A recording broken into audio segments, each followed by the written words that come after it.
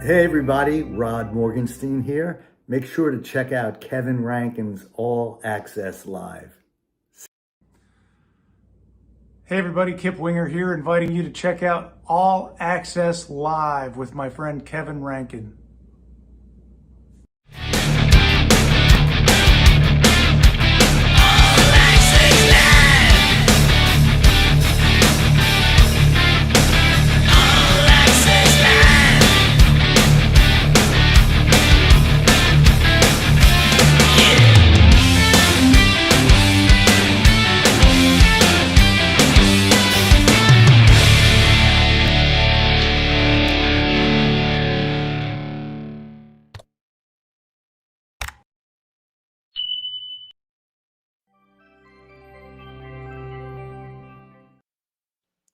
Hey, everybody. Thank you for being here at All Access Live with Kevin Rankin.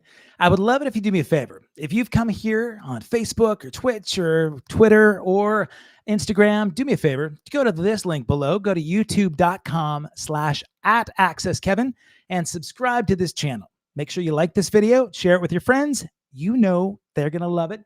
You can also become a member. So members get exclusive access to episodes only privy to those people. Hanging backstage with certain guests like Midyear from Ultravox, going to Kelly Kiki's house and taking a look at his platinum records from Night Ranger. All those great episodes are only available to members. But if you just want to subscribe and catch over 370 other episodes, just subscribe to this channel on YouTube. Also, if you're a guitarist or a musician and you want to get accessories, guitars, anything like that, and you're in the States, go to this link below. Go to 5starguitars.com. They're based in Beaverton, Oregon, which means that there's no sales tax if you order online. And you're also going to save 15% when you check out by using the promo code of All Access Live. Now, you're probably here because you're a drummer. And if that's the case, then you're going to find no drummer greater on the planet than my good friend, Mike Mangini. So with no further ado, there's Mike. Look at that with an amazing backdrop. Fun. It's all fun. Yes, sir. Yours is a lot more exciting than mine. But people might think that there are about 18 drum kits back there, but really, in Mike Mangini world, that's No, one. no, it's not one. I have multiple kits for different functions in this facility. Which we'll get into between my recording or video recording or teaching or learning songs, whatever it is. I've got a kit for it. I love it. Well, people are here most likely for the drumming, but I'm going to alienate and piss off about 90% of the drummers out there because we're going to start talking football right off the bat. I need to thank you, or actually you should be thanking me. I'm going to congratulate you on not handing the ball off to Marshawn Lynch. My Seahawks gave you the Super Bowl a few years ago, so congrats, man. I appreciate that. I know you're a lifelong Patriots fan, right? You and Belichick go ways back. So I'm a Bostonian. It's like you'll find that with my fellow Bostonian musicians. You get Tyler on here, you get Nuno, Gary, or whoever it is. Yeah, you're gonna find we're hardcore loyalists. It's just in the water. I don't know. Yep. It's in the water. Yeah, man. Started with the Tea Party, right? Yeah, so. And Marky Mac's also a heavy duty sports guy. So he is, yeah, man. Have you done any work with Wahlberg? No, I was on a plane with Donnie to go to the Patriots Super Bowl when they beat Carolina, which was the craziest story. It's actually, if you want me to tell you, it's very funny. I love your stories. I'll try to keep it short because drums, and we'll talk about that.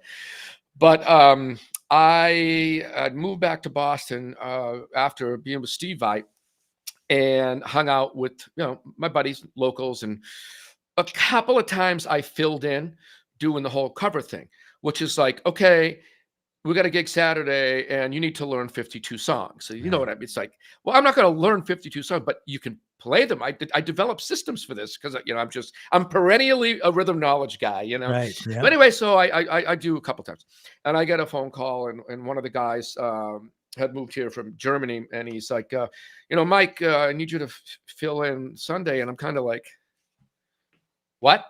Like, no, I don't want to. What? And I go, but David, it's Super Bowl Sunday. He goes, yes, the Super Bowl. I'm like, David, It's Super Bowl Sunday. I'm like, not only am I not, I'm sorry. Thank you so much. I can't fill it. I don't want to do it, but it's the Super Bowl. He says, yeah, Mike, it's a Super Bowl. I didn't know what he meant. So finally he said, I need you to be quiet. I went, all right, David, I'm going to be, I don't even know him that well, right? He goes, you need to be quiet. So I'm quiet. And I go, all right, go. He goes, Mike, the gig is at the Super Bowl. So I can't do it. I'm going to get you on the Patriots plane. You're going to be flown down. And you're going to play at their after party and fill in for me. And I paused and went, what do I owe you? Yeah, right. You know, every other gig is like, hey, what does it pay? But that one, you're like, what do I owe you? Right? What do I owe you? I got a ticket. I was there. I was just, oh man, I was in my element. And then I just got my way through the songs because the guitarist, I had done one of the gigs and they call out the songs, you know, just like this. And the singer's like, the Stones. I'm like, oh, that's really helpful. Right. Yeah. 700,000 Stone songs. But the guitarist would always turn around to me and go, and I would just play the beat. And then, you know, it's normal structured song. So I just winged it. Yeah. And so, but getting there, Donnie was with a couple of us, and then we got in the car to go to the venue, whatever, and he was in there with us. That's how I met him. I thought it was just interesting. Just I mean, you know, you would kind of imagine that all the Bostonians know each other, but on that plane, was the team actually on the plane as well? Did you get to hang with Brady? No, right. No, I went home with them. You did. In fact, one of the guys, Christian Fourier, walked by me and went, because I was in a business class seat and he got stuck in the back, and I was on the actual plane with the guys going back to Boston. The whole band was Cat Tunes. Wow. It was Cat Tunes. So but they put us in the front. I feel guilty. I'm like, I'm sorry. Don't hit me. You're like offering up the chair. Well, so No. this is actually a really good, you know, sort of caveat, because a lot of the guys that are watching this show are musicians that are either professional or the semi-professional. They want to know the secrets behind getting these gigs, right? And so you talked about being available. Your buddy Dave from this band calls you up and says, hey man, I need a last minute fill in. Mm-hmm. And you think about where you've been, right, in your lifetime and your career, going to, you know, the biggest, arguably like the biggest prog gigs in the world. And it was with probably two of the greatest guitarists in the world, and being Vai and Nuno, right? And so you've all of them. There's a big long list. I'm pretty fortunate. Okay. And I'm glad you said fortunate too, because I've had a lot of musicians on the podcast that say lucky. And I believe, man, that if you were a lucky guy, that would insinuate that you haven't done the work to get here. So let's talk a little bit about what you did to prep. First, getting these calls. I mean, if you were getting a call on Super Bowl Sunday to come and fill in for this gig last minute, the guy trusts and respects you. So he knows you got the chops, but he also knows you're reliable, right? So you want to talk about the paving of the way to get to that point and how that led you to some of these bigger career gigs. Well, you know, it's a combination of your own preparation and how you handle yourself, but it's the relationships. And if you think about it this way, that if you draw a little picture, this is vintage rhythm knowledge on. This is why I wrote the books, you know, because my students asked me to. I didn't write it because I'm like, hey, I got this idea. Why don't I teach you things? Like, no. They were teaching me things, and I was learning things, and I was teaching things. And it was like, what's the best stuff I could put together to be the most help to them and the most help to me? One of the things that was the most help was I drew a picture of a stick figure of a person on a drum stool. That would be me or anybody else. And I made a list of the components that make up what that is. What is that person? What do they do? How do they work? Then I wrote that person, a stick figure, in a big circle, and the circle included environments like an audition, studio, live, jam session. And then I wrote the components down that made up what each one of them actually was. What does each one of them do? How does it work? What is it? And then I made a list of the connection between the person trying to get in those environments and the communication lines. And you have to communicate. There has to always be a person that you communicate to. And I've never been the best networker, but I just naturally knew better to keep the relationships. And just when I got a call to do something, to do the job, do the job. So the combination.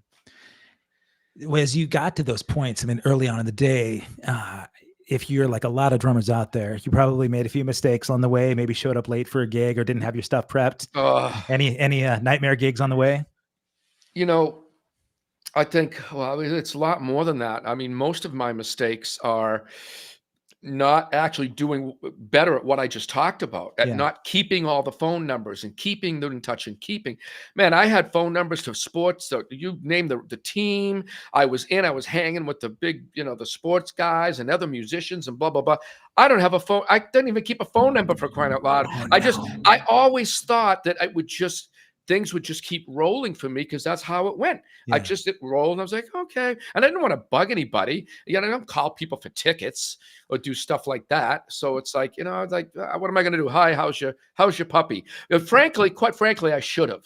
Yeah. I should have, hey, you still wearing that pair of shoes, and say something dumb and then just at least talk. So those are the biggest mistakes. It's not really, I should have literally 14,000 people in a Rolodex, and I don't. So that's a big mistake. The other thing is that the mistakes with the gigs really are about expectations. That's the biggest one, where, well, you gave the rider or you were told something about the gig, and so you expected it to be that way. No. Life just doesn't do that. And you have to be ready. This is to the point that my most recent gig that I took, which is the only gig in the last year and a half, was a cover gig to play songs I liked. I wanted to play, and I submitted, like, I want to play Audio Slave, Van Halen, Toto. Nice. Led Zeppelin. Yeah. And Ozzy. So I wanted to play that. The band knew the songs, and so I was like, great, I'm going to go and do this. When I did the gig, anything and everything possible with the back line, literally, as soon as I got in mode, I just broke it, destroyed it, fell apart. Microphone, slave pedal. I knocked an entire China cymbal and stand clear off the riser. I hadn't played in a while, and I was amped up playing rock metal, and I just lost my mind. And so I expected the gear to hold, and it did not. And I don't blame it fully because I was being a maniac, or I expected, okay, this song to go this way, or this thing to happen that way, or I expected, I thought we were going to eat this meal before. Expectations that are sometimes they're offered, but they don't happen, or you put it in your own head and you go, well, I thought that this was going to go this way, and it's like, no. Not going to go that way. You got to be ready. There's a lot, right? There's unpredictable stuff in the business. And even, so you talk about the day of the gig, right? So you got the writer, the backline stuff is always sketchy. Casey Grillo, mutual friend of ours, I went to go see Queensryche the other day, right? So I went to see them play here in Vancouver, noticed that he had a backline kit and they couldn't match up the kit. So they had two completely different kick drums. Things were a little askew, but to be professional, right, you got to just go and you got to roll with it, right? So, but you've had some pretty phenomenal techs in the history. I've heard stories about you like offering up your tech to other proteges and that kind of thing. So, I'm always, one of the things I love to do is chat. So I've had some podcasts where we've had techs and their drummers on the show. And sometimes the drummers don't remember those nightmare stories, but the techs remember just clearly, right? So switching out a snare drum, right? You break the strainer on the snare and you got to swap a snare in the middle of a song, or kick drum pedal, right? Kick drum pedal breaks and you got to throw a new beater on while you're playing kick drum parts on the floor. You had any crazy gigs like that with your high profile gigs? Where do I begin? How about I give you a story that you wouldn't expect to be a thing, as it's like, oh, the pedal wasn't right, which is a normal thing. Sure. The hi-hat clutch kept breaking, that. Well, here's an interesting one. What about being made to laugh so hard you can't play? Oh yeah. Okay. And so when I was with of course, my tech with DT, Eric, he's a funny guy, and we had shenanigans. I won't even go in. We've had shenanigans during shows. Okay. So, and it's laughing or whatever, just, going with the flow, not compromising the show, but having a good time. So at a Vi show, my way back, my tech McGee was looking at me just with that look on his face, is just smiling. I'm like, what? And I used to take before anything was a gravity blast. I did that one-handed roll. I never saw anybody do it since '93. I did it in a dream. I found out how to do it in a dream. I didn't copy it from anybody, and nobody else on the planet did it that I was aware of. And then you find out, oh, this other person over here at the same time kind of had the same thought, like how a toothbrush was invented. Right. A few people get the idea, you know, but I never knew. But so I thought it was my own thing, period. And I thought, well, I want to come across with humor because this is a pretty devastating thing and people don't even know what's going on. So I would eat a marshmallow while I did the one-handed roll. And it made people laugh. When I was with Extreme, I ate a banana and various fruit and just did goofy stuff. So my tech's looking at me and I see he's got my bag of marshmallows. Vi had confetti cannons to play for the song Liberty, and confetti would shoot out, which of course made the club thrilled, right? Right. Yeah. They love that kind of stuff. Anyway, and Steve's out there doing his thing, and it's like da da da la la la la kaboom, right? So I look at McGee, gives me a look, and I'm seeing he's writing on the marshmallows and stuffed them in the confetti cannon. Oh God. So I'm just like, that's on you, right? And I'm waiting and like barely, trying to play the song, like counting in, 55, 92 and trying to keep time and everything. And the confetti cannons go off. I see one of them shoot. It was a bullet that went out, and the thing is like going straight to the back of the venue. But the other thing, another marshmallow hit the lighting truss above Steve and landed next to his foot. Oh no. I knew what was coming because whenever I was causing shenanigans during a Vi show, which might have been that I played something purposefully weird to get his attention, and he turned around and I would do every 5 or some weird thing, and he'd go, whatever, just to have some fun and communicate. It's about communicating. Sure. I knew that he was like literally, he was going to know where it came from and was not going to be happy about it. Yeah, man. But I wonder who that other marshmallow bonked off the head. Yeah, so McGee and I couldn't breathe. For those people, I mean, they're telling this story 20 years later. They're like, man, I had the greatest experience at the Vi show. Like this, I got hit in the head with this marshmallow. I don't know what their gimmick was, but it was unreal. But the marshmallow hit the lighting truss. Yeah. Fella, McGee and I couldn't breathe. I just like played with my head down and whatever. So that's not a typical thing, but it's something that happens at the gig. Yeah. But this was tech caused. That's actually better stories that you can laugh about it than some of the nightmare, you cry all the way home. Right. So you mentioned Vi and I was talking about how you played with like the greatest players. Right. But yes, when I first got hip to some of your commercial playing, when you were doing the Extreme gig and then you were doing clinics separately. And one of my favorite things, right, and it's could become viral, is you would go to clinics and you would do the Flight of the Wounded Bumblebee. You do all of Nuno's parts, but on the tuned rotos, right? Oh yeah. Yeah. Did you ever do it live with him like that? No. No, we didn't. No, I'm like jogging my memory going, wait a minute, that wasn't 8 minutes ago. Yeah. But I know we didn't. I learned his program parts to Midnight Express and was played all of them. He was just doing it with a drum machine live. And I was like, can I have a crack at doing that? And he's like super sweet. He's like, yeah, go for it. But I don't know whether he thought like you can't do that though, because it's kind of the Nuno show. Well, no. It's like, because it's like 3-4 parts and it's a machine and like people can't play that stuff. Maybe, but I did it and it was fun. I don't know, whatever he thought. But the Bumblebee, no, we never did live. And I'll tell you what else, as far as like tech things and gear. This is a general comment, which is, the last, I don't know, few decades, I've basically been paid by people who write complicated music. That's who's paid me. So that's been my job. I didn't get the phone call for an extremely difficult gig, which would be behind a pop star playing to everything perfectly, so it works with the production and you can't make a mistake. It's high pressure. You know, never got one of those calls. Right. Although I would have treated it the same way, regardless of whether I played a paradiddle or a 5 or a 29 or whatever it was. It was like, no, it's a hard job. So anyway, with that said, it is nightmarish when anything goes wrong, because you think about it, like on a drum kits like that one over there, how am I supposed to communicate with my tech? I can't turn around.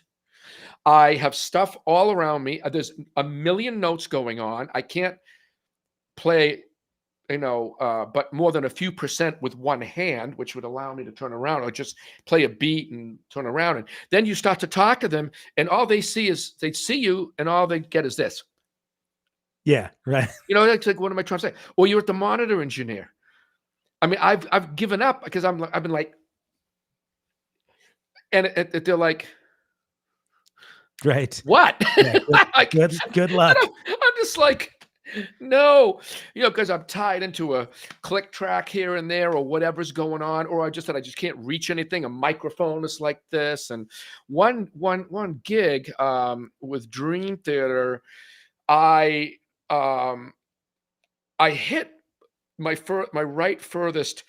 There's a small trash former cymbal. I was, beating it up.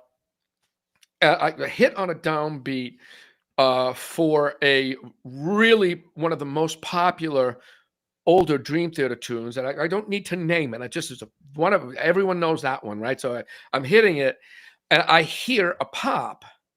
Now the way that I heard the pop was like a 16th note out from where my time was. I thought it was a click. Oh no. So I adjusted the whole part 1/16th note on the fly. Oh no, you did. All right. Oh yes, I did. Oh, Look at one of those Labrie records that I did. yeah. One of the writers kept the click in 4/4 through all those time changes. So sometimes I was playing like it was a time change and then a regular beat. I'll finish the story, by the way. And so you're playing a beat like this, but the click was going key, 1 E, and I played the whole song with the thing on E and ah, and Labrie's like, holy, how did you do that? Was he was hearing the click too? So you're actually everybody, yeah, the engineer was like, oh my God, the click's like in the middle of the 16th. So anyway, I've been to this rodeo and I figured out how to do that. So when this happened to me, I immediately shifted the part up a 16th note. Now this was incorrect because I heard something that wasn't the truth. right. All of a sudden, my brain shifted perception, and I didn't know what song, I didn't know what music it was because I was hearing it differently, like a 16th note up, and it was a different song. And I was like, oh no. And I'm like, no, my God, oh my God. And I'm thinking, oh my, there's a break coming up. So bang, a break happened. And in that span of 4 beats, I recalibrated my brain and just ignored whatever that noise was and got back on it. And so what do you think happened after that? But people with whatever intentions they have decided to make like a YouTube channel based on how badly that I played. And they had done this to me, a few times. Apparently, this one though, I became privy to it because it was fresh, and I was like, oh, I'll bet you that's all over the place. But I have a sense of humor about it. But it was. Yeah. It was actually filmed, actually put up. You're terrible. I'm just like, what are you going to do? So it's a tech thing. I don't know what's going on. I think everything's out of sync. I can't tell the monitor engineer. Point being that when havoc goes on back there, you have to have all of these damage plans ready ahead of time, like bots, right. like a protocol. And I go, okay, bang, now I do this, bang, now I do that.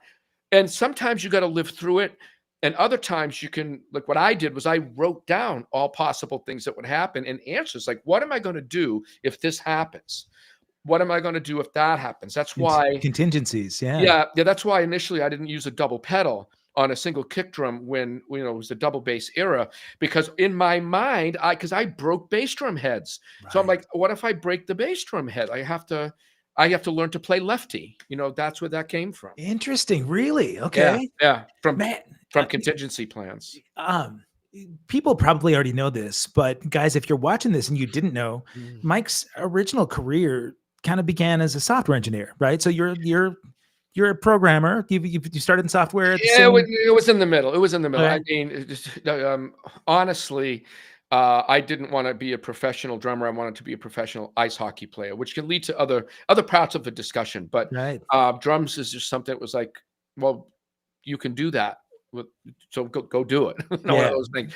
And nature had a different idea than me being a professional ice hockey player and going at it Yeah. with somebody that was literally 152 pounds heavier than me and a lot tougher. So, Right. it's like, okay, maybe I'll be careful with that one. But Lifespan on the ice is a lot shorter too, right? yeah. Yeah. So I bailed on doing music initially to have a quote real job, and my grades were very good in school, and I had majored in software engineering for a short time in college. So I was like, all right, well, I think I'll go do that, And so I was just an aide. I wasn't any high level engineer or anything like that. I was an aide, and I learned. And then finally, toward the end, I became, I got promoted to find mistakes in the octal mathematics, like stacks like this. I'm like, that's not right.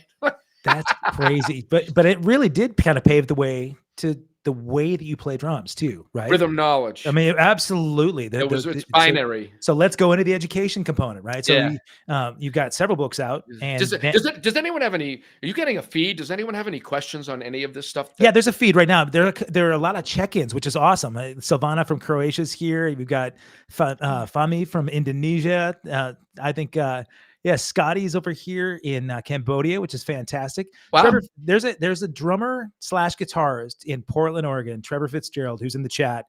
He's a phenom. He's a teenager, and he's one of those guys that plays his ass off on any instrument that he can play.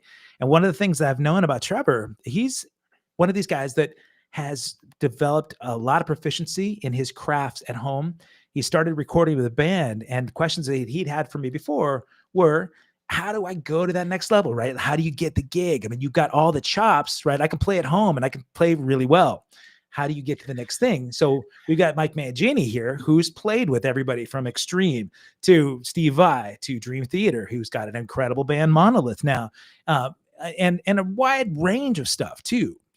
Our mutual friend Nate Morton was talking to me earlier about you. We were talking about I love Nate. Hi, Nate. Nate's amazing, right? So Nate and I were chatting, and he said, I'm curious to know, because Mike had a mass of knowledge of technical proficiency when he got the extreme gig. The extreme gig on drums is not known for its proficiency, right? It's pocket stuff. And he was wondering, like, how does Mike get his fix playing stuff that was more commercially that way?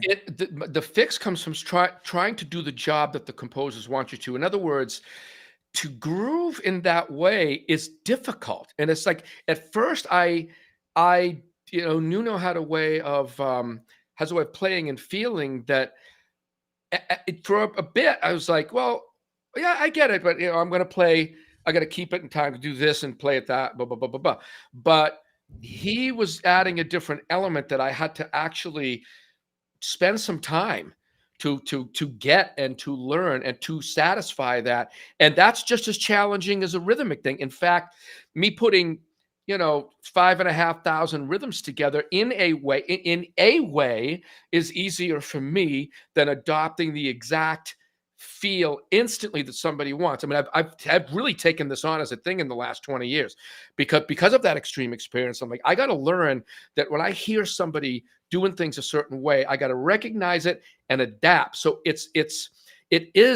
everything's technical. There's nothing that's not technical. Sure. I mean, everything has a technical aspect to it. So that phrase, like about 20 other phrases that drummers use, they're just like word perversions. That's not what the word really means, but we've made it to mean something, and then everyone says it, and it doesn't really mean fully what the word means. So technical, everything really has a technical aspect to it. But the joy was trying to play extreme music the way that it was composed, adhering to the album, and then just putting in accents for the vocals on a cymbal. Little accents are catching a bass line. I always picked a riff that Nuno did in the solo and then mimicked it, but I didn't play the whole solo. It was just like, if he's doing Play With Me and it's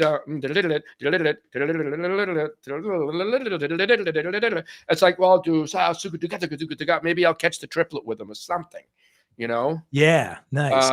Whatever it is. And I tried not to overstep. So it was a boundary. It was really about setting a boundary. And it's like, what are the boundaries of this band that they have me here to do a job? I can't just go in and start. Like the only time I used a polyrhythmic thing was in Cupid's Dead, where they're playing every five or whatever, and I'm doing and like catching it just to accent, you know, like that's the farthest I went. So you just look at the boundaries and just play the songs, you know? Yeah, you know, well, because we're going to get into the Monolith conversation, but that's one of the things I noticed in Guru.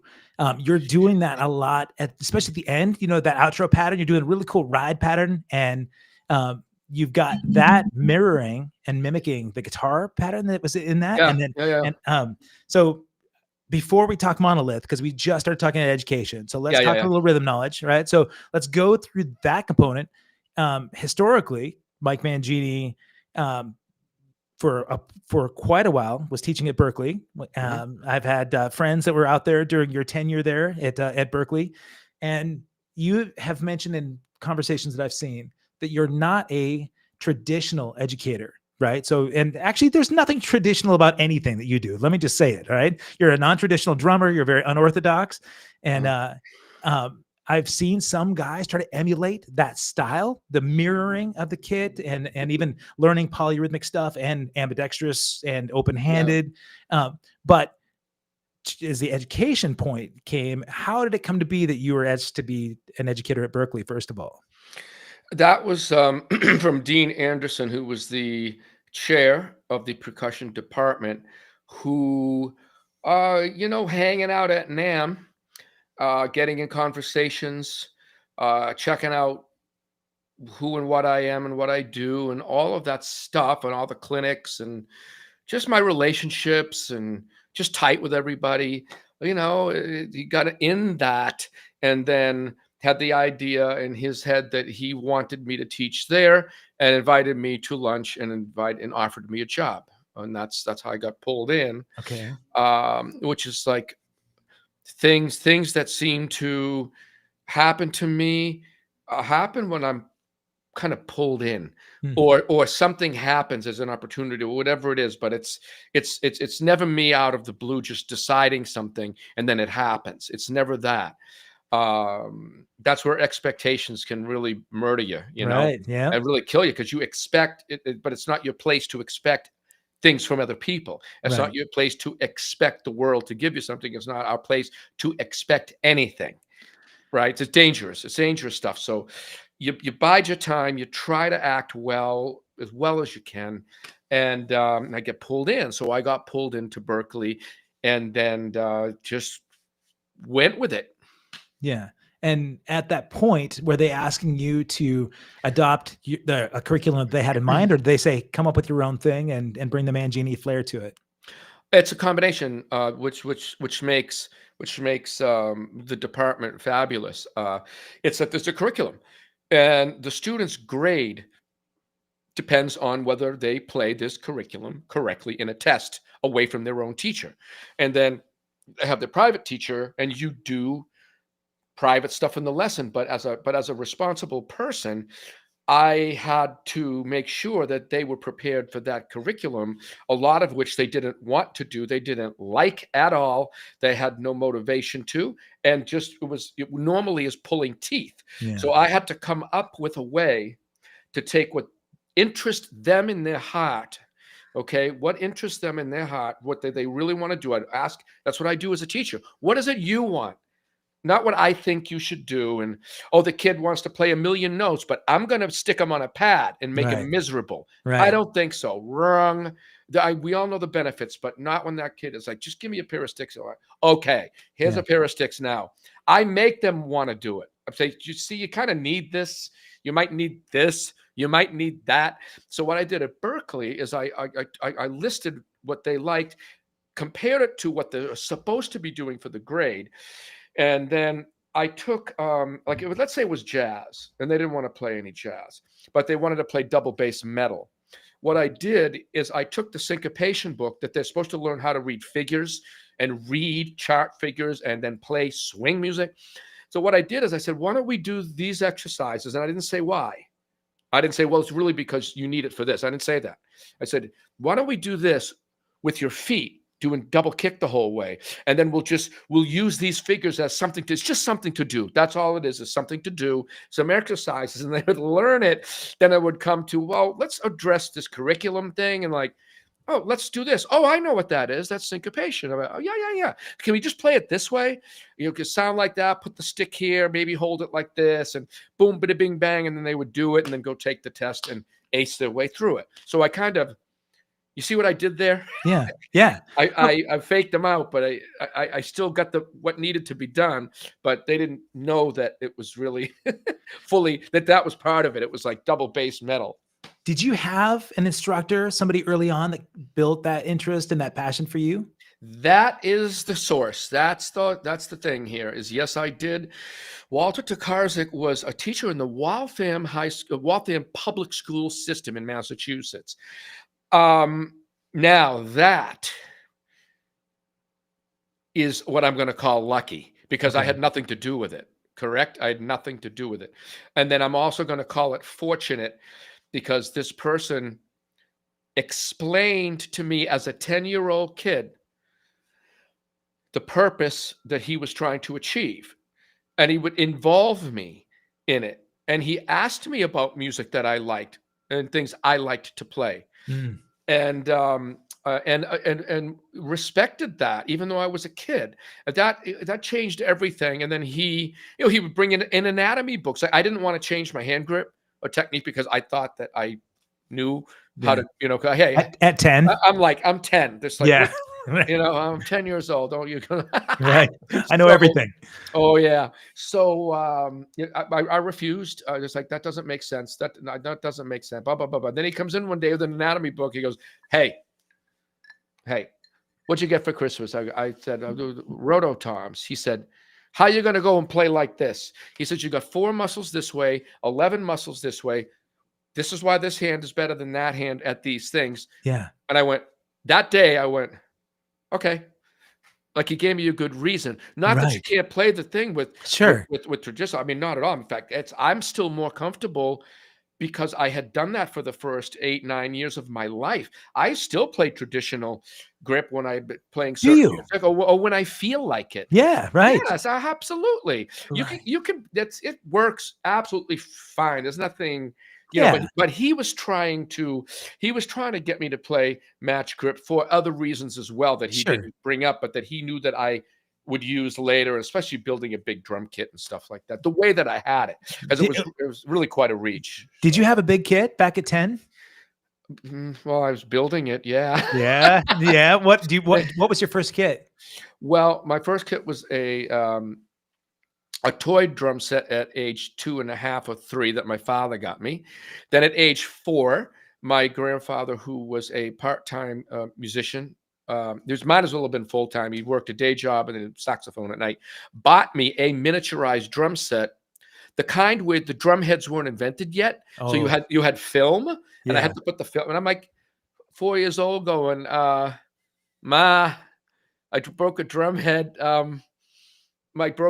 Somebody help. Hello. I'm 4. Oh, so I had to get my big brother and everyone. People like soak the thing and put it on. Like, are you kidding? Oh, my family was ultra there. They were all there for me in every way you can ever imagine. Just like, Yeah. Were they also musicians? The tightest family, like siblings or family? No, parents? No. I mean, but excuse me. Look, yes, in that. My mother could sight read piano and play, but wasn't a musician. She was a stay-at-home mom. Okay. My brother played saxophone and had a contest winning band, so Okay. he could just do it. Yeah. You know what I'm saying? My Yeah. my sister danced, and I remember she could sing, so and she did that quite a bit. So you did musical things, Yeah. but my grandfather actually worked at night as a musician Okay. playing the Yeah. saxophone. So And Italian family too, right? So you're all close uh, knit, like big family gatherings, lots of meals, and oh yeah, I mean the instruments were always there, but no one even looked at them until we had finished like 9 courses of food. right, right. You gotta have the soup first, then you got the pasta, right? And Yeah, the food, then yeah, we'll do music later. yeah, right. That's we understand the priority list. So back But to the drum kit. Back yeah, to so the drum you're 4 years old. You Yeah, got the yeah, film 4. kit. All right. So then, Well, a 4-piece kit, and then soon after that, my dad then got me a Rogers 5-piece drum set, and then from there, oh no, we bought one of my cousins, one of my first cousins had a kit, and he got that for me, and then after that, we got the Rogers, and then I started adding rototoms to it, and whatever cymbals I could muster up because I couldn't afford them, and the yeah, family wasn't exactly, they weren't gonna be buying stuff for me. yeah, So it was like once in a while for Christmas, for a birthday, it had to be built over time. yeah. So I actually had time to work with each new piece.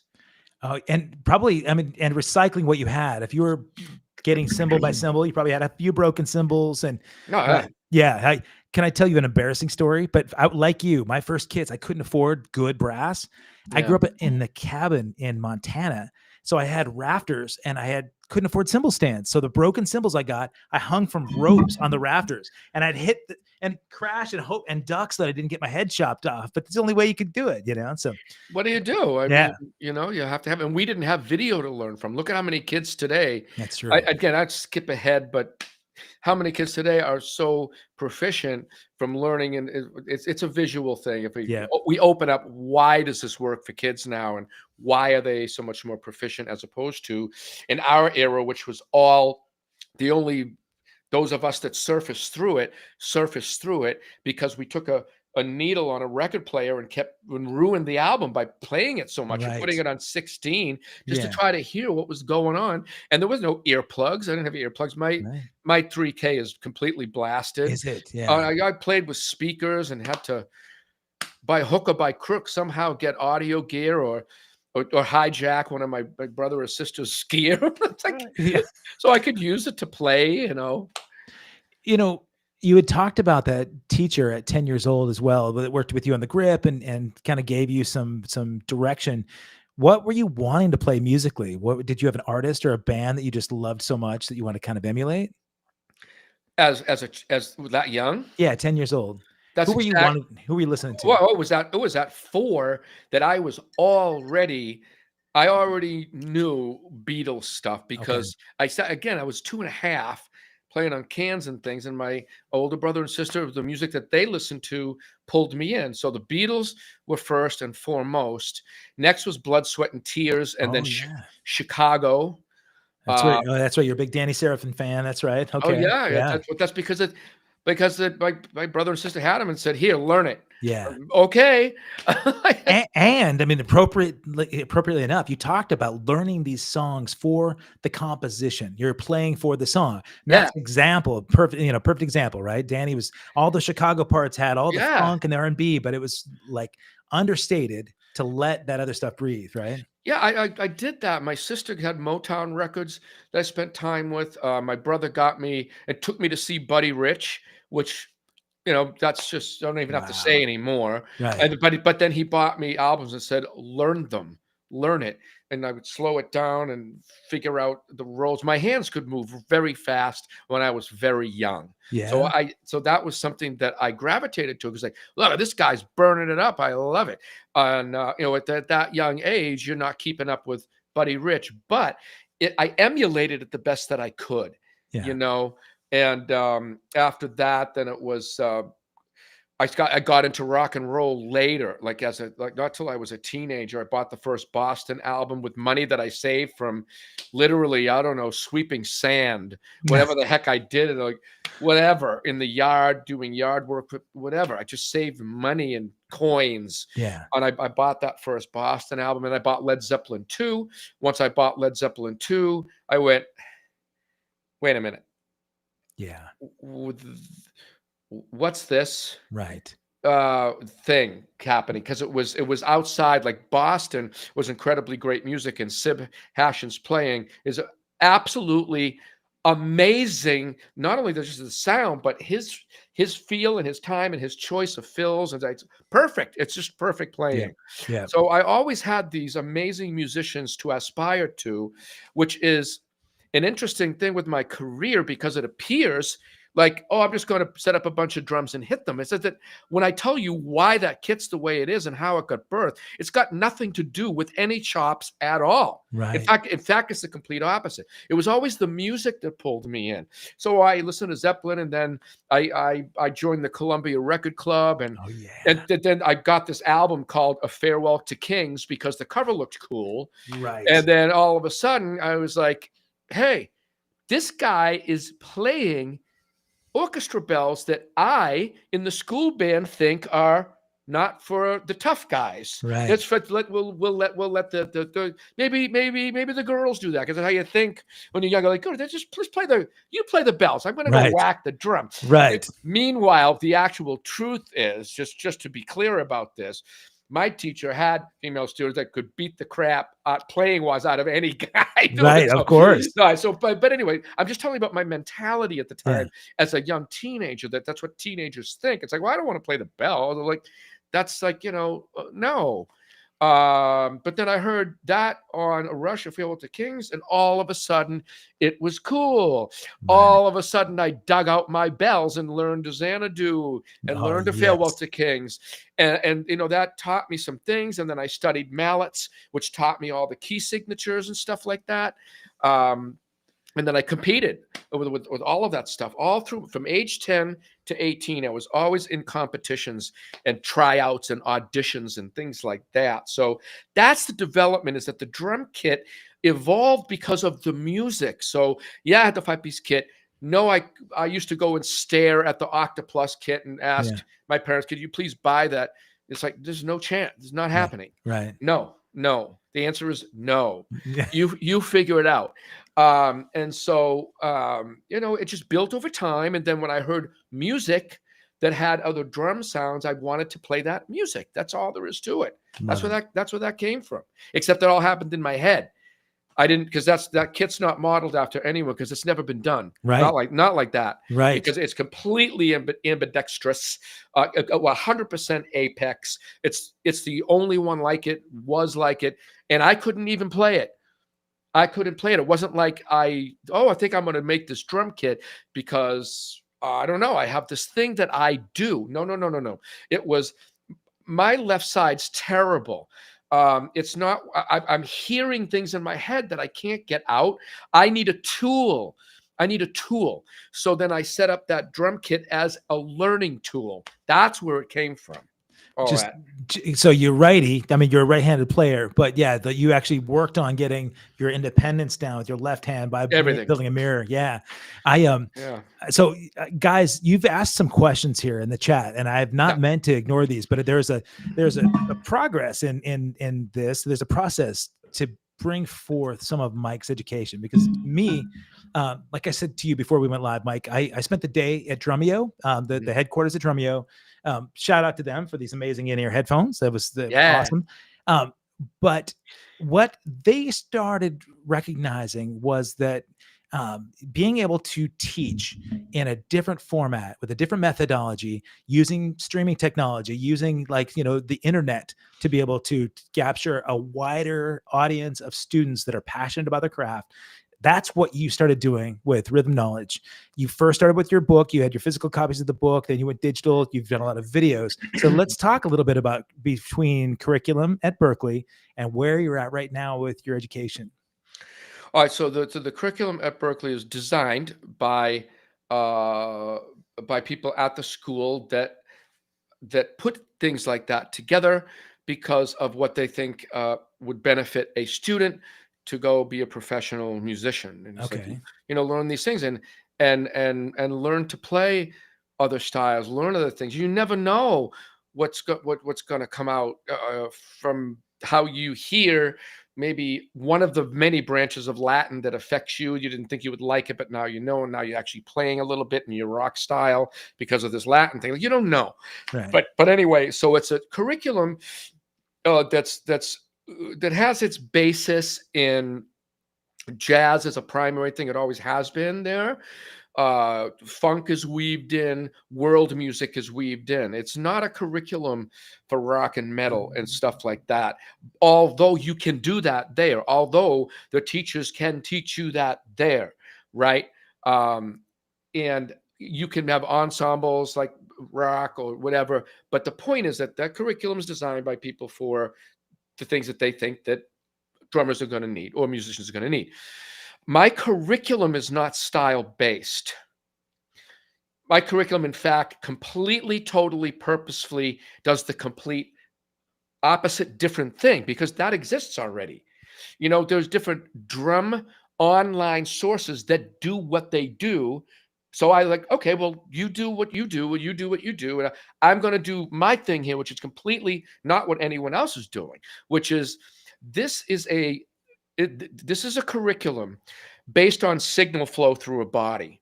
So it has to do with learning what something is or choosing to play something that's in your heart, but you still got to figure out, what is this? What's it made of? How does it work? What do I need to be able to do?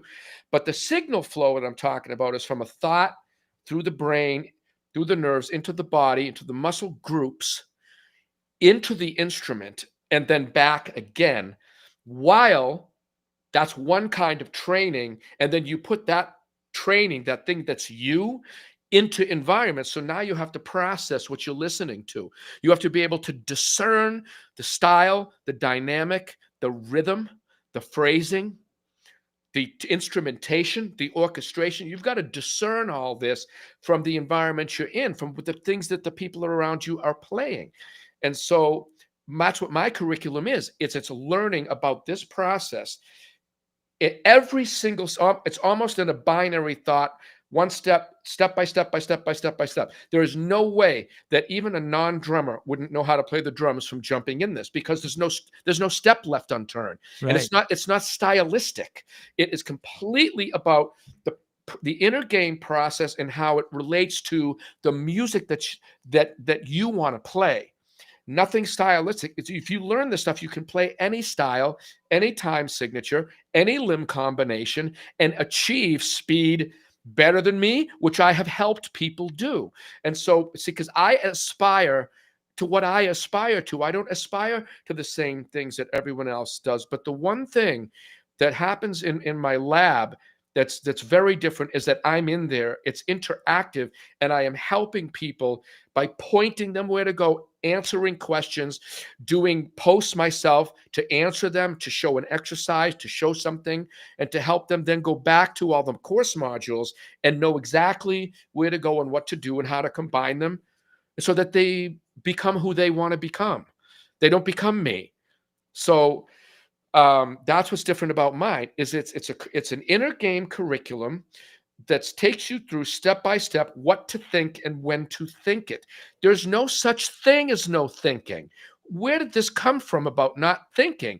I know what people mean. Yeah. I know what they mean. Autopilot. I know thoughts. Of course, thoughts can get away, but in the way. But the thing is, it's what to think and when to think it. So, in other words, I do all my thinking here because I slow it down like a computer program. I think. What am I seeing? What am I feeling? What am I supposed to do? How is this supposed to work? What do I repeat? How do I repeat it? What am I supposed to practice? When am I supposed to practice it? How much am I supposed to practice it? And what else am I supposed to practice? That's what rhythm knowledge is all about.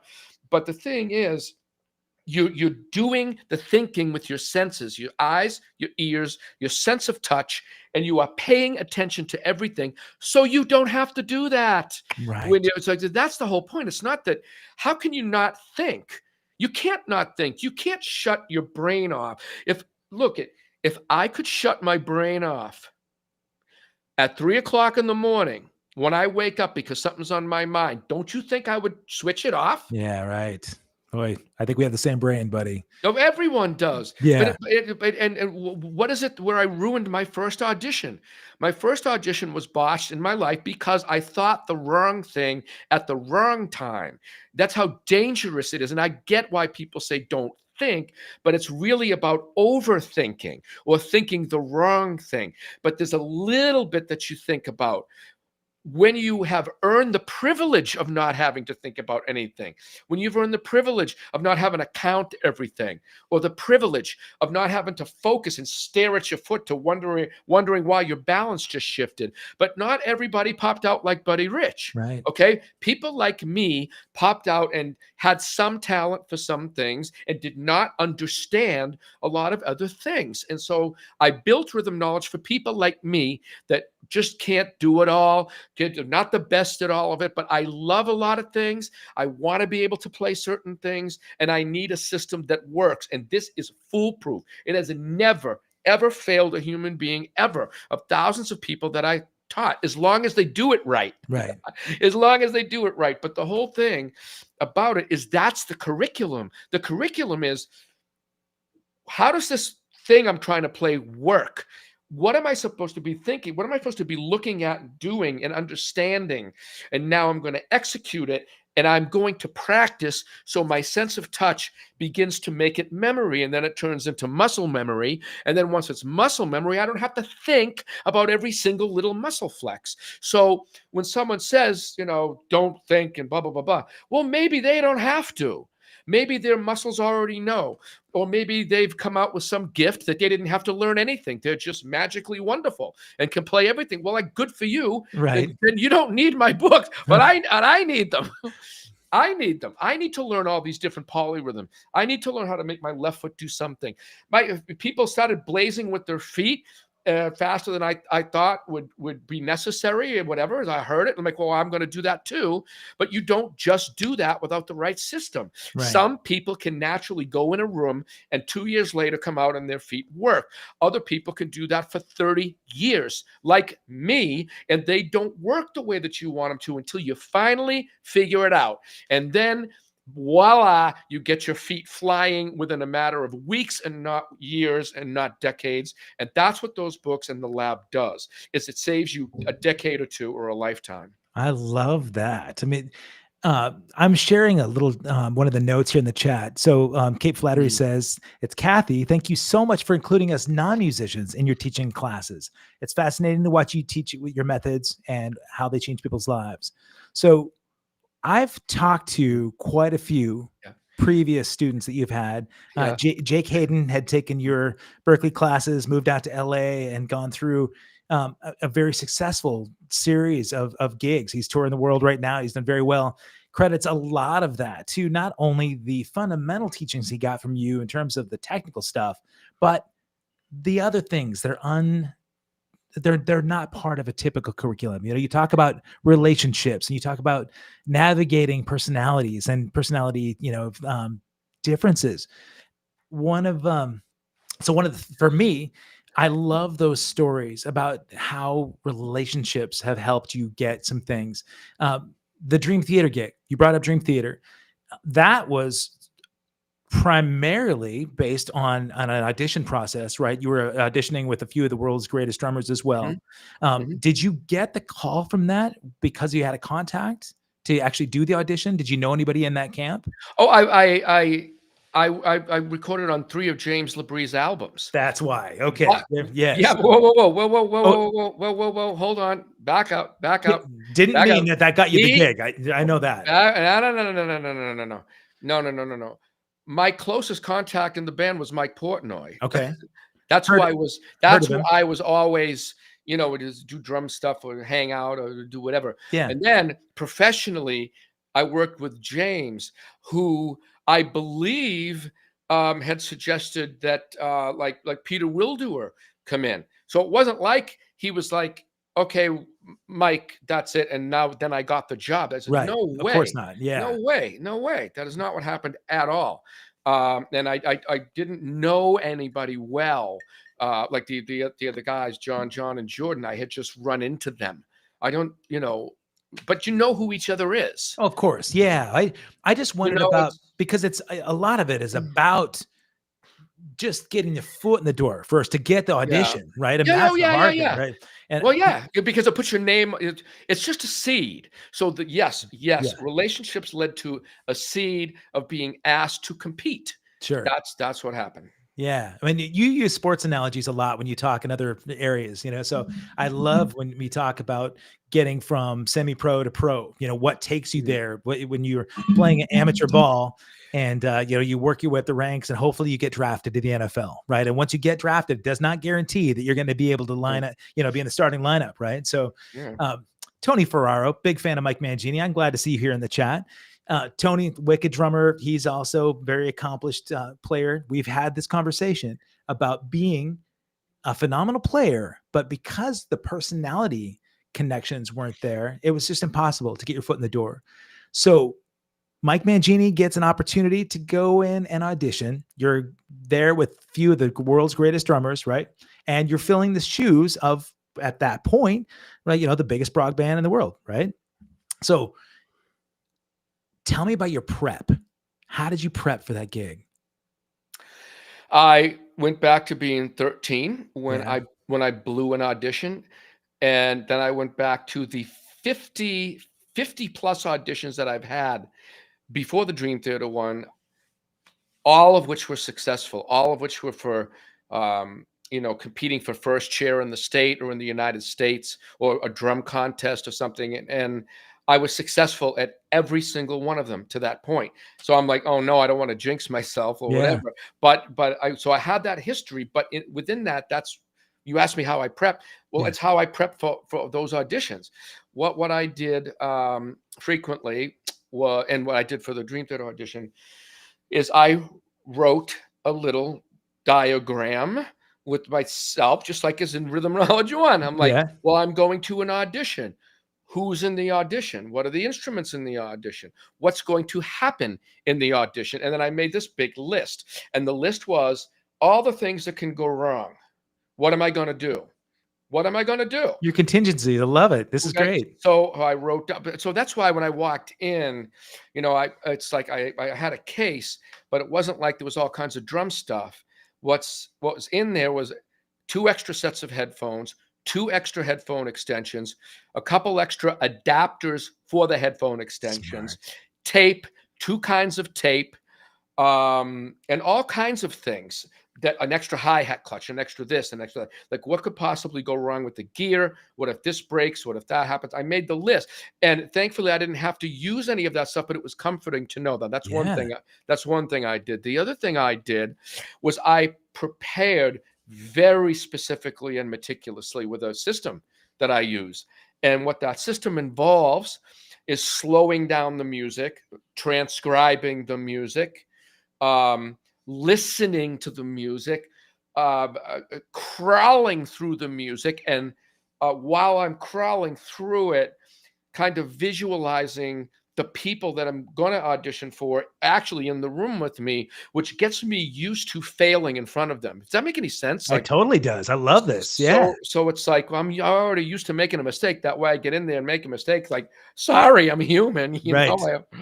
I don't know, So there are all these techniques. So I did preparation that had to do with, okay, what is this? What's going to happen there? How does it work? Who is in there? And asking basic managerial questions. And then, of course, but then you got to play. You see, so somebody can do all this, but then you're not able to either play what's required to play, or can't remember it, or you don't like it, so you're not going to play it, or all of these things that occur where you're not playing what needs to be played in the audition, outside of whether you can even do it or not, or if you choose to do it or not, or then whether you can do it or not, period. And did you prepare in case something happened, and all of this stuff. So it's pretty deep. Well, so you get in the room and you've got, the parts prepared. I mean, you knew those songs, I'm sure, just like soup to nuts. Was there an opportunity at the beginning before you even set any notes down? Did like say Jordan or any of the guys say, hey, you know what, by the way, Mike, we want your interpretation of this. We don't want to hear Portnoy. We want to hear Mike Mangini do Portnoy, the parts. So you're playing the songs like they were supposed to be on the record. That's the job. Yeah, of course. When you join a band, you wanna do the job that they are used to. You don't join a band and they have a bunch of albums and you decide that you feel like playing them differently. Well, maybe if they asked you, right? That's maybe what I'm if saying. they come right out and go, oh, we would like you to not play what everyone knows. Right. We'd like you to not play what everyone's used to. We'd like you to do whatever the heck you want. Well, it's like, okay, I mean, that's whenever that works, that works. Yeah. But I mean, in my history, it was more about always seeing that musicians felt comfortable when I played what they were used to. Yeah. Oh yeah. Well, the fans are the same way, right? I mean, you'll see a band that will be playing their legacy hits, and then, by the way, we're going to play our new song here, and you can see everybody head towards the beer garden, right? Because they don't want to hear the new stuff; they want to know what's comfortable to them. And so, at the end of that gig, and I bring that up because from what I heard, you were such a class act in the way that Portnoy coming back into the band was delivered, the way the news was delivered.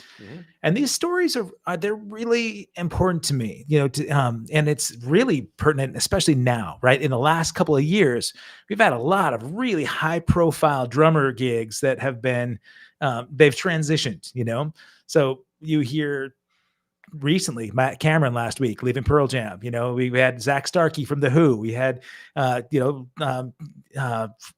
Fighters. I mean, that was big news, right? To be able to look for a new drummer.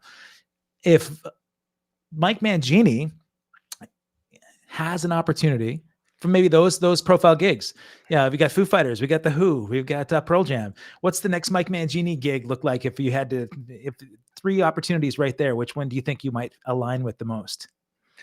It's just blah, blah, blah, blah. My words don't mean anything. Let me take a back step about what you're just talking about. Okay. Look, okay. I am the kid that wanted to be a professional hockey player, so I modeled myself after what I would always witness from the youngest of ages, which was hockey players being interviewed between periods.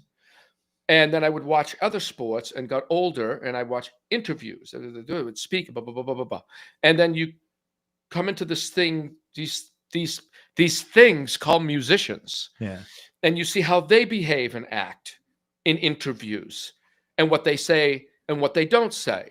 And so I'm modeled after a hockey player. Okay. It's like if I'm on a team, but I was on 3 other teams, I don't even think about it. It's not even part of my mindset. I don't talk about, why would I talk about even statistics of the other team, the players that are on the other team that I used to be on? It's not even part of my mental facility. I'm now on a team and I just want to make a play. That's all I'm thinking about, is making plays and doing things. So I don't really know what this is all about with drummers fired, hired, this one and that bit, interviews and talking and yapping about. I don't get it because I'm a hockey player kid, and it's like, you don't do that. You just don't do that. You focus on the play. Yeah. And I'm on a team. I'm in a band called Monolith. We're busy doing a bunch of great stuff.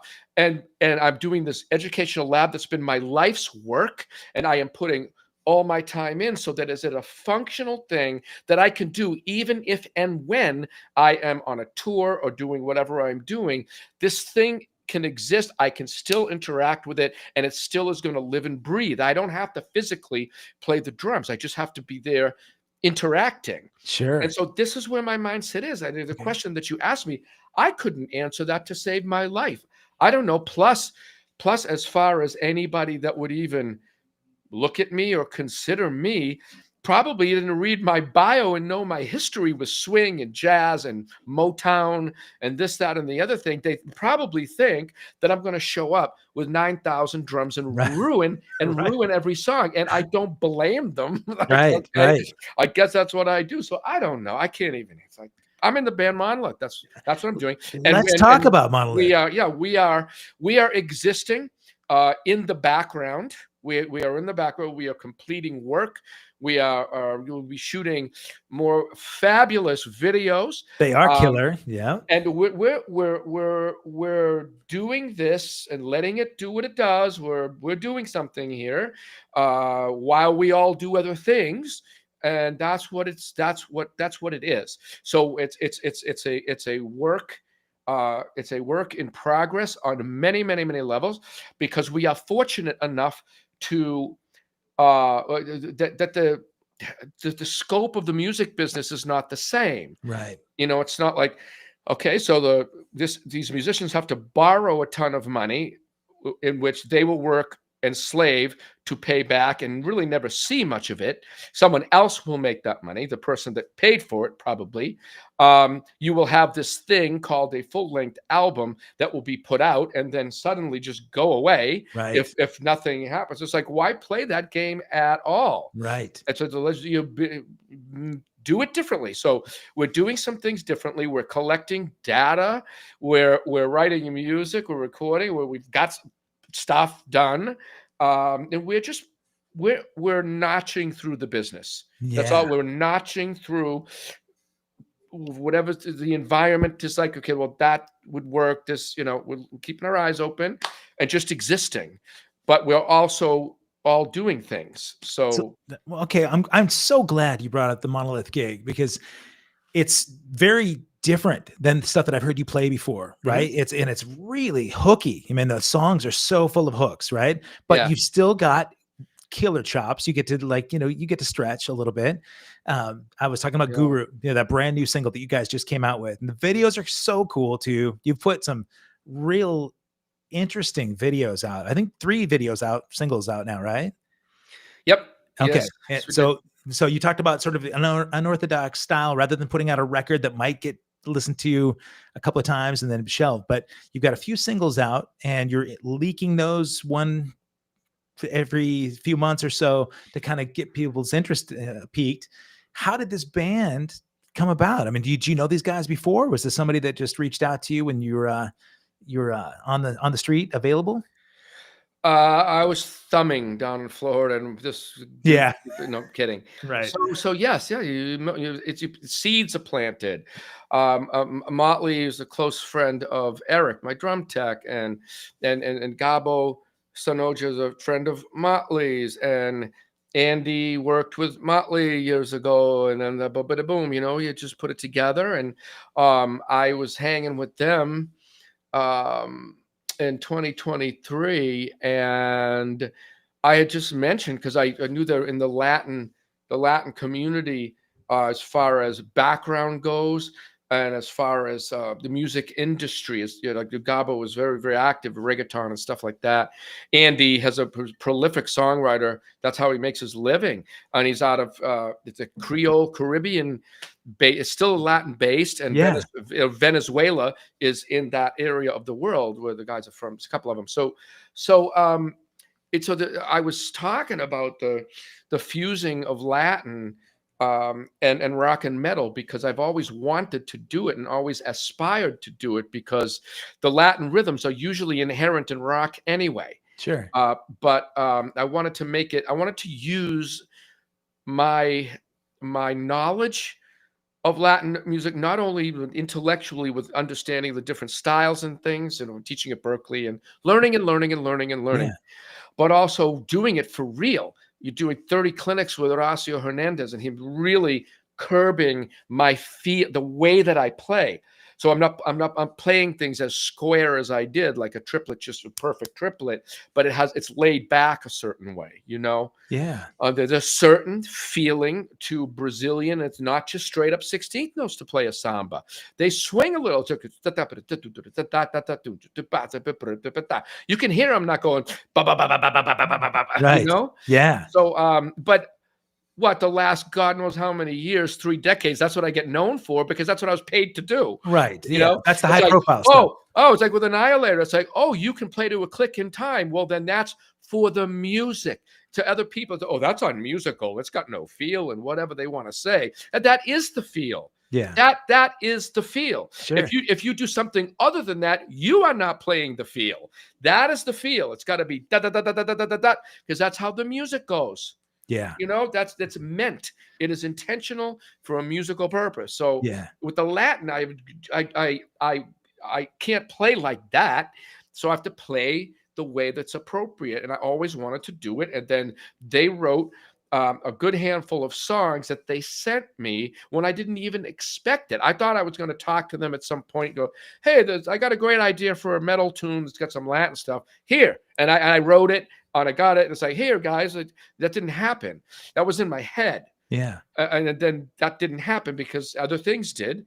And then they sent me the songs, and then I heard it, and I heard the inflection of the Latin rhythms within their parts, and then gave the drums a rock metal sound, but rhythmically, every song has either a Caribbean, a Brazilian, or an Afro-Cuban bass to it, but it sounds like rock or metal. Totally. Yeah. No, I love it.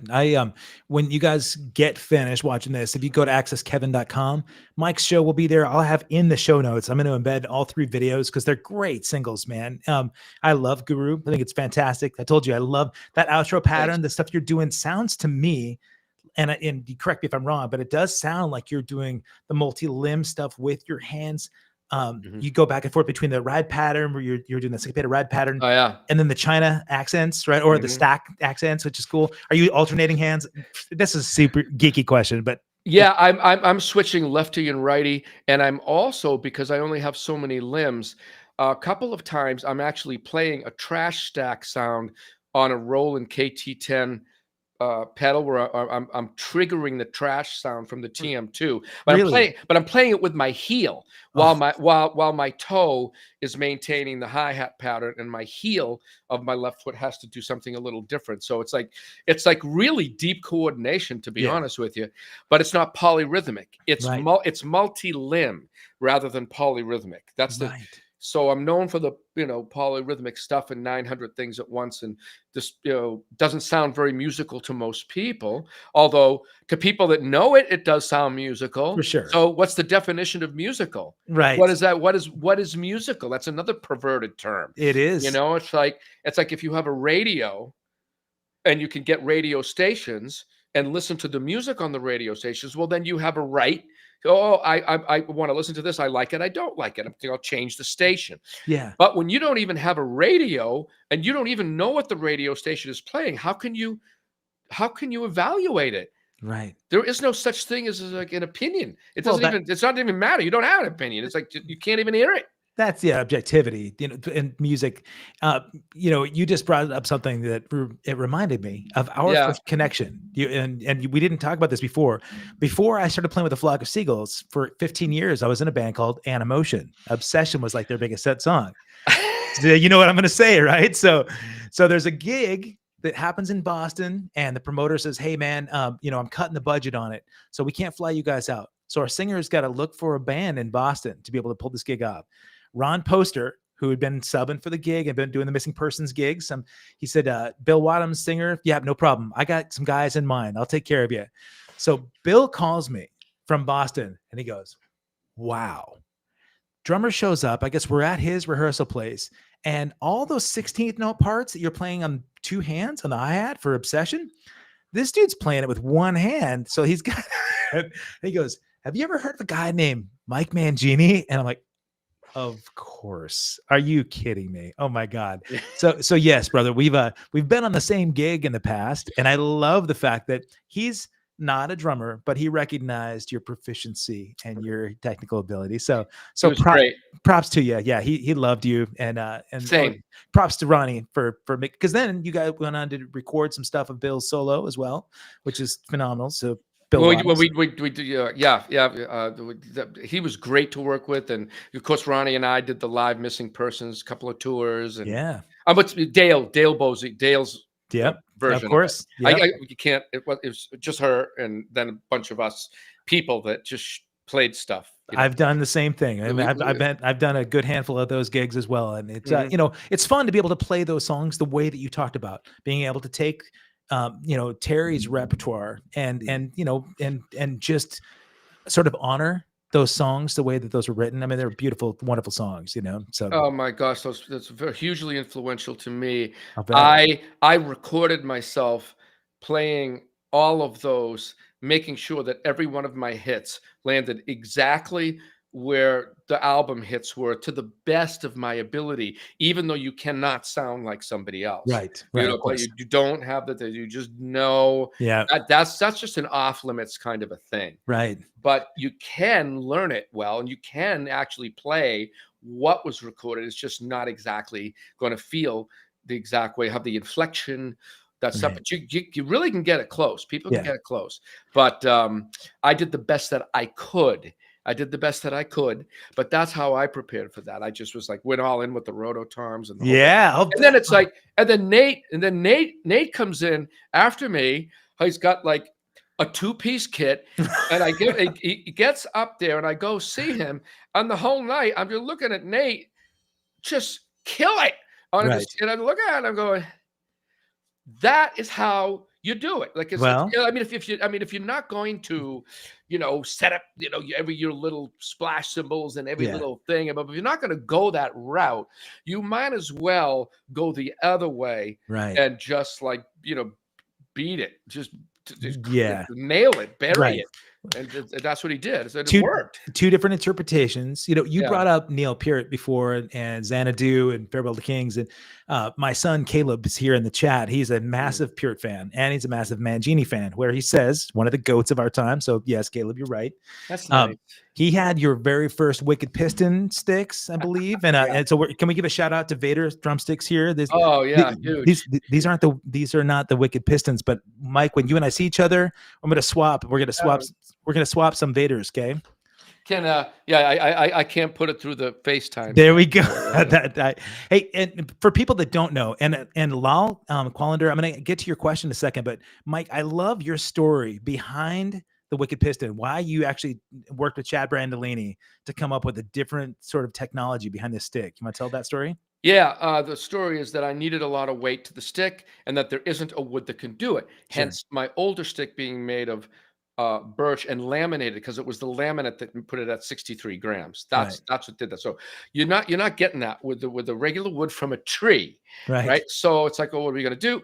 And I just had another one of my oddball, unorthodox, no one's done it kind of a thought, which was, hey, drummers often take their stick and hold it down here to play with the butt end to get the weight. That's what you do. Yeah. So I'm like, why don't we just make the stick like that and put the tip over here? And the reaction was, oh, all right. Like, let's try it.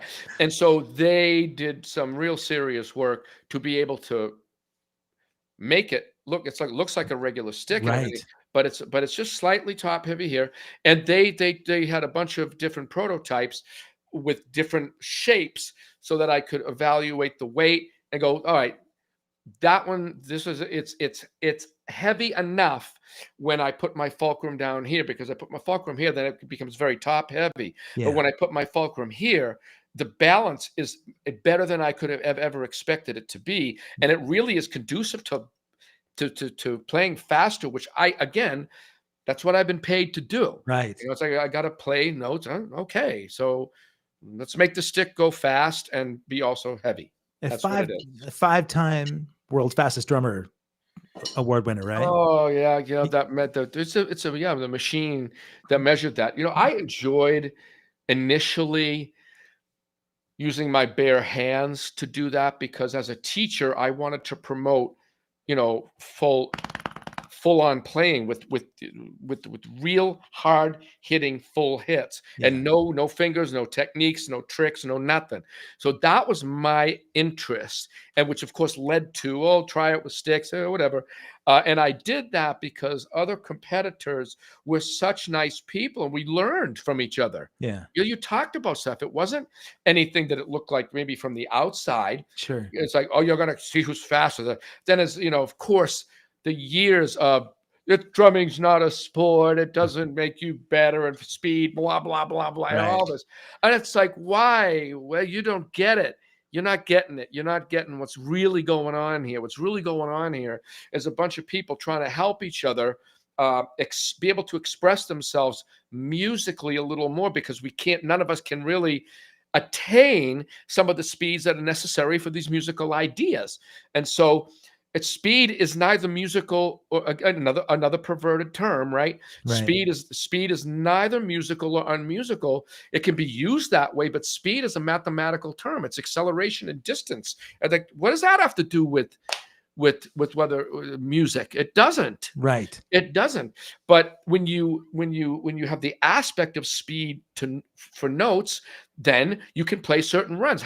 How's a violin player supposed to play Paganini's Caprices unless they have enough speed to do it? Right. Absolutely. Which is beautiful music. Yeah. So today, not everyone thinks that like machine gun triggered double bass is beautiful music. Not everybody thinks that, but some people do. Right.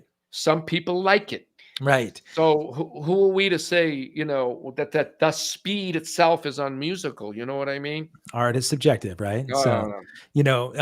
Speaking of art, and one of the conversations I've heard you have a while ago, and now things have transitioned and evolved quickly. And I'd love to know your perspective now on the way that AI has affected music. Mine? Yeah.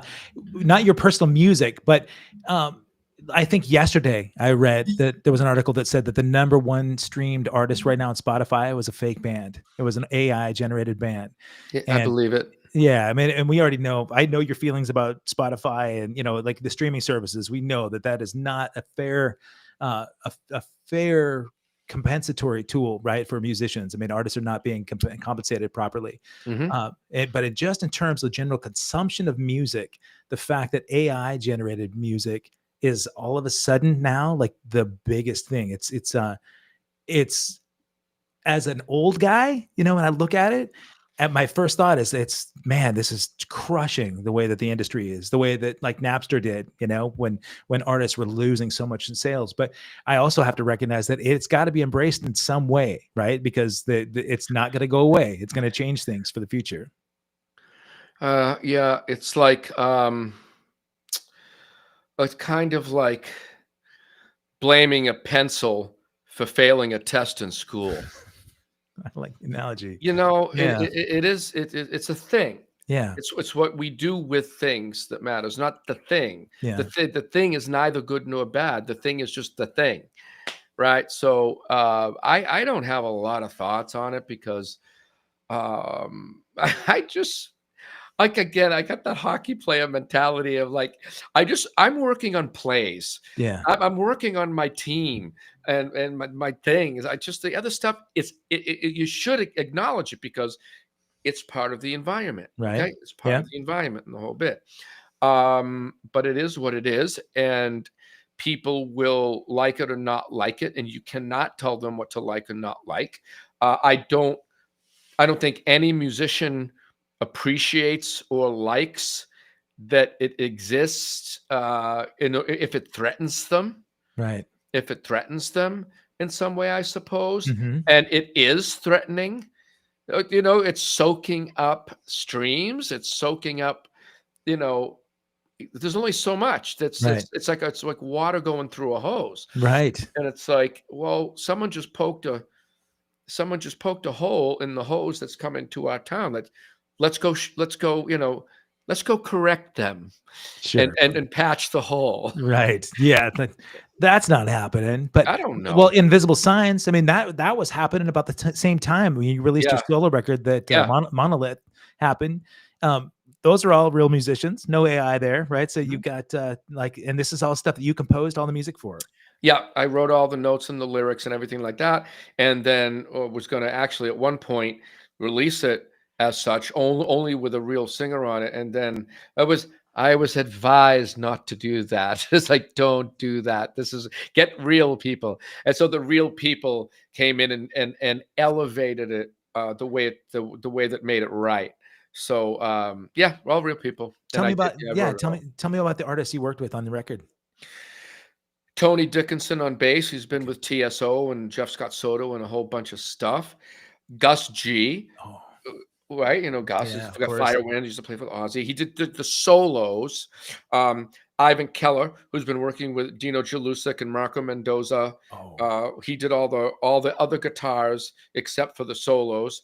I did all the loops, the keyboards, the actual. See, there's an instrument that goes with the bass and guitar on keyboard that I did, and I didn't play it in real time. I played it a bit, but I used MIDI and corrected it and did all that stuff. So I did about a few keyboard parts, the loops, the drums. You know, wrote it, and then because I had written some of the solos, that's what got Gus G into it. Is because I wow. ran into him in an airport lounge in Istanbul, like a bump.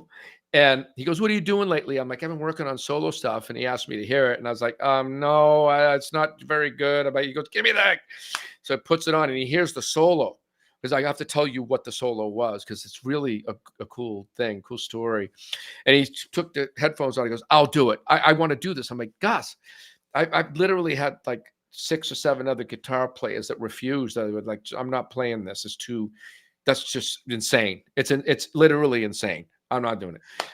No, I want to play my own solo." And like, well, but I wrote these, so they go with the drums. Yeah. They match the drums. It's the music. It's just musical.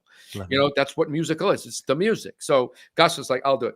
So he came in and he learned. He actually mimicked my solos for 5 of them, but on the other 7, they were him, because Wow. he said, "You know, this one here, that's just not." I said, "It's not very good, is it?" And he goes, "Oh, I'm not gonna." You know, he was so nice. I go, "No, no, no. Why don't you do it, and then I'll match you." You know. Oh, really? So you Yeah. re-recorded drums then to match his solo Yeah, part? yeah, I did. Nice. I went and did the solos over again to match his, and then Jen Majura got involved, and then she ended up being the final thing, and she really transformed how my let's just say inadequate demo vocals, Oh, because but they were never meant to be found. I can't sure. sing. Initially I got Ivan Keller through Dino Jalusic, Okay. who heard my stuff, and you know, he was just very helpful, and you know, whatever, um just stuff happened, and yeah, that thing spun along and went in the direction, and then we ended up where it was, and then now it is what it is, and those are the people that are on it, and that's what it is. You know what I think what's really cool for me to imagine is that you spent 13 years, you know, kind of filling a role there with Dream Theater, and it occupied a lot of time. And one thing that I've Yeah. discovered about Mike Mangini is that there are not a lot of idle hands, right? There's not a lot of downtime that you're sitting around watching bad TV. So it sounds like the record probably came at a time where you could actually focus on mic time. Well, it was done over a period of time. It was done while I was during the Dream Theater years. I was collecting songs. I was learning how to learn. I was learning how to learn how to write a full-on song with everything. I was learning things that were showing me actually how to use and learn virtual instruments and better recording techniques and things like that. So that evolved over time in between, and I had just basically taken a bunch of either grooves or riffs that I wrote, because I have tons of folders full of riffs. They're full of riffs. They're full of vocal melodies. Even though I can't sing properly, that you can get what the melody is. You know what I mean? Yeah. I just organized ones I thought would work together, so I could hit things like my Motown past, like with Black Box and with Shine. if you listen to those tunes, they're like rap-esque. So Okay. it's almost like a slowed down Motown beat, which could work with rap music, but has heavy metal chords and sounds to it. I love it. So it's like, yeah, and they're just simple, they're groovy kind of tunes, but they're songs that I liked. Yeah. I liked the melody. I liked how the lyrics sit. I like what all the lyrics mean and say, and how I was able to formulate them. Even though I would, like anyone else, I'd go back and change some things and go, oh, that's not quite what I should have written there or played there. And gosh, I didn't even do any drum fills. Like, what was I thinking? It's like, oh no, I know what I was thinking. I was thinking, don't do many drum fills and make it a drum record. Do a solo portion that's musical with notes that the drums play. Would you like to know where that came from? Where's that?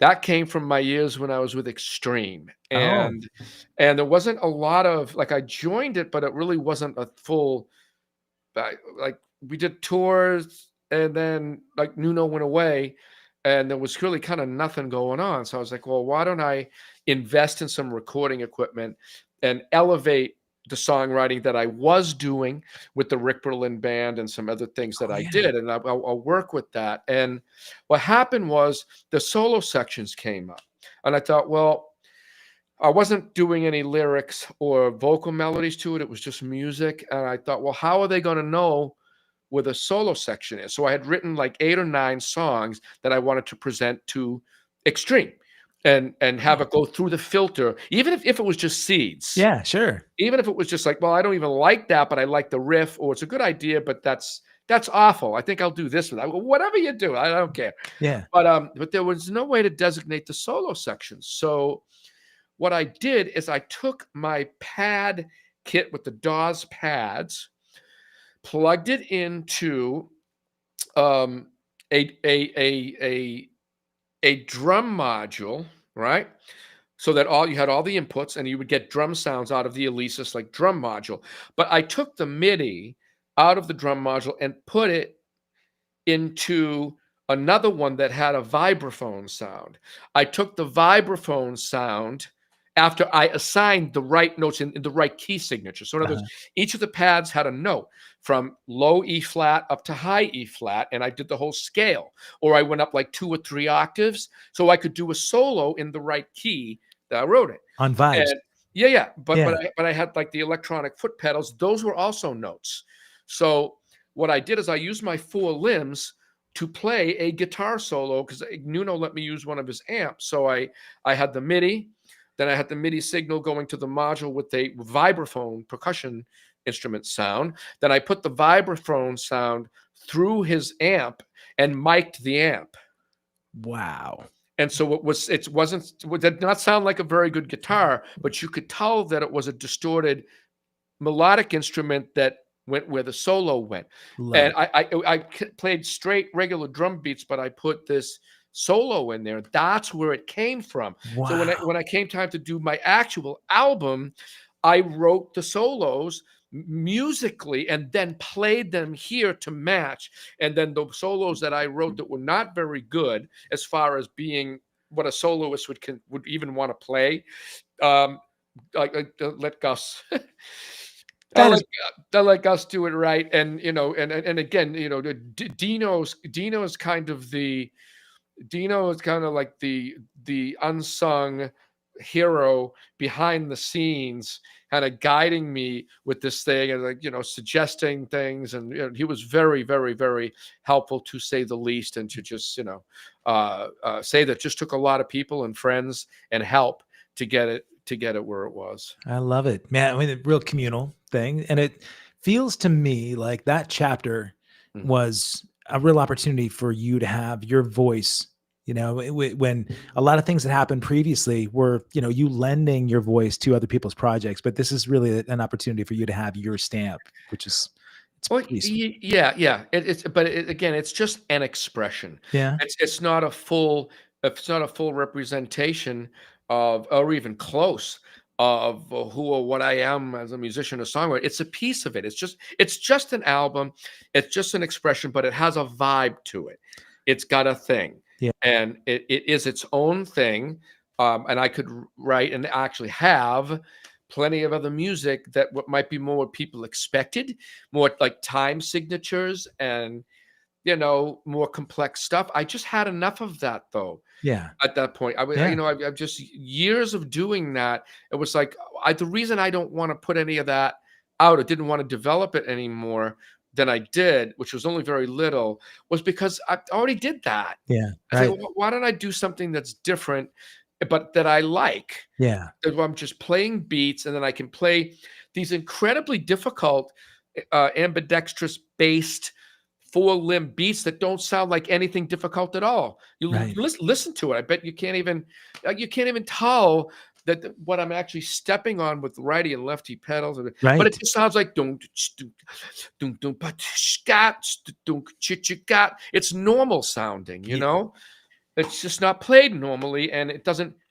It feels different than if it was played normally For sure. because of the stuff. Guys, if you haven't done this, check out Mike's Instagram channel. You've been posting some stuff lately. A couple of days ago, you posted this ant farm clip, you know, and I called it the ant farm because I pictured ants going. I over. love it. Yeah, it was so it's really unique because I love that you have the overhead shot. Yeah. When you get an overhead shot to see the way you're playing, it tells a different story than trying to watch you play from the front, right? Because you can see what the limbs are doing, and you know, for somebody who's somewhat non-technical, you know, I mean, it's, to me, it's just like it's like watching, you know, an artist paint in time lapse. Yeah. It is a cool angle, and I will be doing more of it. But that groove, just so you know, Yeah, it's either going to be uninterpretable and unenjoyable to a mass amount of people unless they adhere to what MIT proved as an area. This is the mechanical thing, as an area of the brain, the Brahman area, that can only be activated by an action. Like, in other words, no one shows up to the world with this area of the brain actually connected and wired. This area handles polyrhythms. Now, how do you figure that out? I have a hard enough time opening up a car hood, right. looking at the engine going, it's what, all right, yeah, I don't know. I don't know how this works, you know, but at least you can figure it out because Yeah. it's mechanical and you can take it apart. How do you take apart something that's inside of your brain, a piece of jelly? So it's like, this is pretty amazing stuff that they figured out. But what they figured out is that the polyrhythms are not natural, and not naturally perceived. And so there's no joy. There's not a lot of joy when people don't have this wired. It's uncomfortable to listen to. Sure. Does that make sense? It That it's like, does. because someone can say, I don't like that music, but according to the cognitive scientists, their view is, well, they don't like the way they feel because they don't know what it is, and it's ripping their head apart. They don't understand it. They don't understand it, so that's very upsetting. Right. Innately, it's not a musical or unmusical Sure. thing. This could cause a big thing because you're still going to have people go, well, I like it and I don't like it. But then the scientists are going to go, no, Right. you do not have a radio to tune into the radio station. How can you say you like or don't like what that radio station is playing and you don't even have a radio? Right. You know, it's like, what are you doing? That's the scientist view. Like me, Yeah. I hope nobody thinks that I think I know what the real deal is or what the total absolute truth is of it. I'm just a drummer. All right. I'm just a guy that is trying to respect real science when I see it and real proofs when I see it, and to understand what a proof is. And so when I see that, I go, well, that satisfies me at this point because I don't see anything that's disproving it. So I think I'm going to go with that today at this point. So today at this point, that's where I stand in being a messenger. It's just saying, hey, look, if you got an issue with it, why don't you go over to MIT in the cognitive science department? Why don't you talk to them about this area and polyrhythm? And maybe they'll find something different. I have no idea, but I do know that groove that I played is an 11 tuplet. Now, if you spend if you spend 10 minutes with me, I can teach you how to recognize it for the rest of your life. If you do my course for an hour, you will be able to actually discern it and use it musically for and just an hour. But then if you spend time going through all the coaching levels, it's going to become a flow to you, so that this 11 grouping of 11 is no more uncomfortable than a group of 4. It's the same thing. It's just the same easy to do, to comprehend move once you wire that area. So rhythm knowledge wires the area really fast.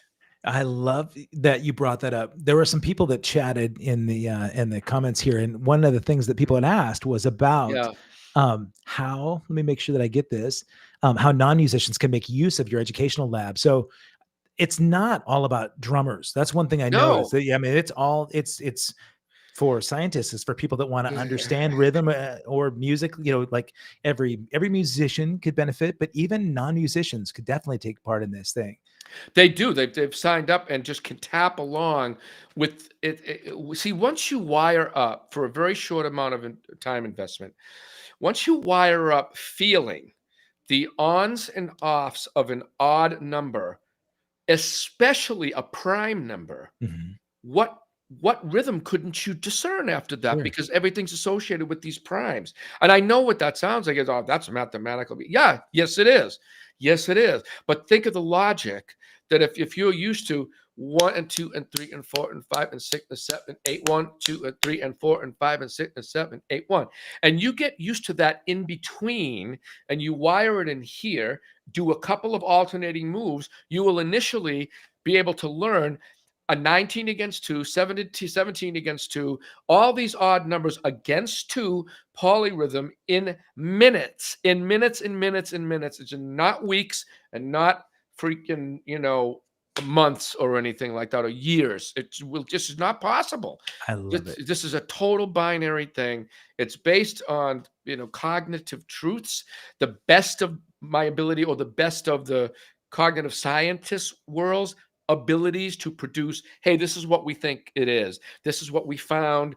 We've had, 26,504 different scientists test it, and it all came out the same every time. So we do have to conclude that this thing is what we'll call true.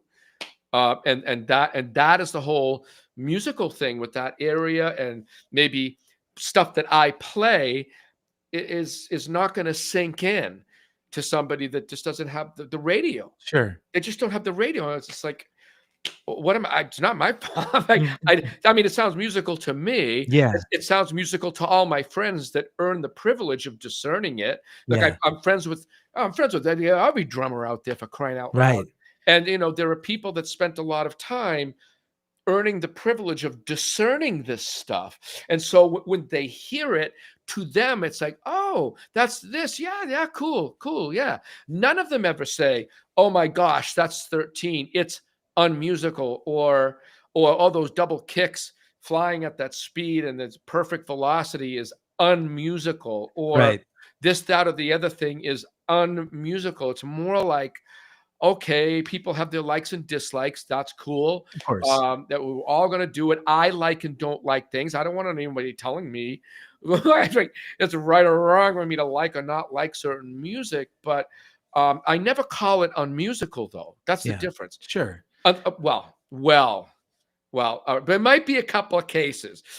Such as? I don't even want to say. No, you painted yourself into that corner, man. Let's hear it. Well, it's almost like, let's just say you come across someone that doesn't sing at all. They don't have a singing voice, and they just belt out nonsense that's just horrific and dissonant and hurts your ears. It's like, okay, well, to me, I go, all right.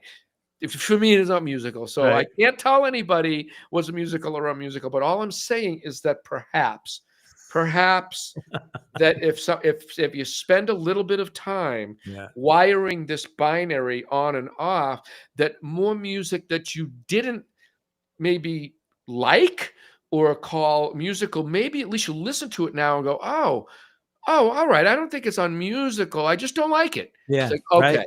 Yeah, you can have Okay. opinions. Yeah, Okay. Okay. Okay. All right. But at least you have the radio and you actually have the song coming in from the radio station. You can actually listen to it. right. I go, "Oh, I don't like that at all." Oh, okay, great. Sure. Great, great, fine. But when you can't hear it at all and you don't even have the radio, I don't know how you can say that it's good, bad, ugly, For musical, sure. unmusical, whatever. I just don't know. I don't know. Well, according to the cognitive people, don't listen to me, a lunatic drummer. Okay, That's right. no, it's don't rely on me. I'll show you where I got the information. There you go. You can tell me if it's false or true. Help me out. I'm sure you have a lot of those guys that are trying to disprove some of this. There's plenty on the MikeMangini.com site that if people want to go look at the science, there's a lot of historical stuff and there's a lot of empirical data that they can go through. There's more than most websites have in drum, that most drummers do not put that amount of detail in. So I recommend people check out MikeMangini.com. Mm-hmm. If I was Please. going to take a peek at Mike Mangini's playlist, say this is when you relax, and maybe this is a guilty pleasure, what might I be surprised by that you listen to wind down?